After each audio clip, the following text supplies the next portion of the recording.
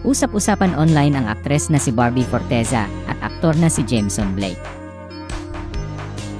Nag-viral kasi sa social media ang isang litrato kung saan makikitang magkahawak ang kamay ng dalawa habang may isang batang nagpa-picture sa kanila. Batay sa suot nilang race bib, nakunan ang naturang larawan sa Kabalen Half Marathon na ginanap sa Clark Parade Grounds, Pampanga kamakailan. Halo-halo naman ang naging reaksyon ng mga tao tungkol sa nag-viral na litrato.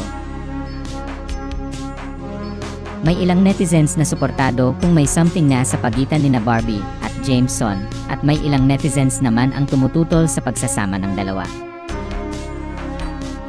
Naniniwala naman ang ilang netizens na for promotion lang daw iyon sa upcoming project nila.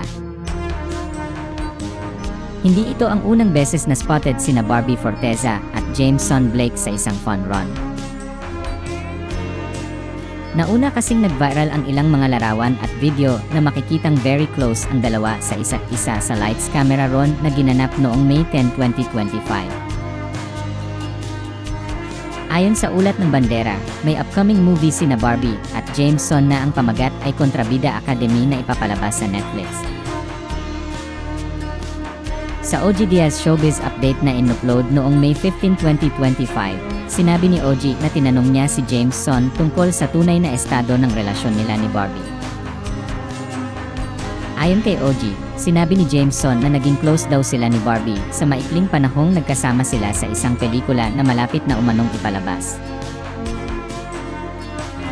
Dagdag pa ni OG, sinabi ng aktor na mabait umano ang aktres at very professional din daw ito. Nang tanungin ni OG si Jameson kung liligawan ba niya si Barbie, sagot ng aktor, "I'm still trying to get to know her. Hihi."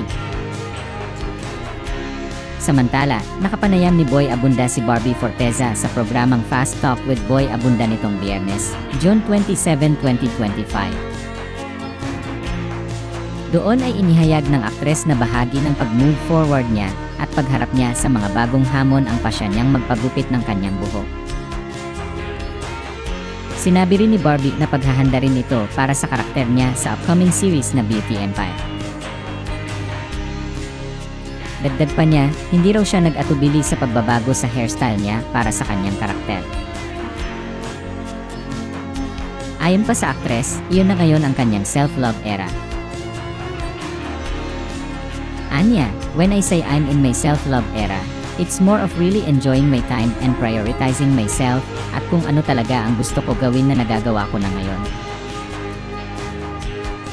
Bilang bahagi ng pagmamahal niya sa kanyang sarili, ay naging aktibo si Barbie Forteza sa pagtakbo ngayong taon.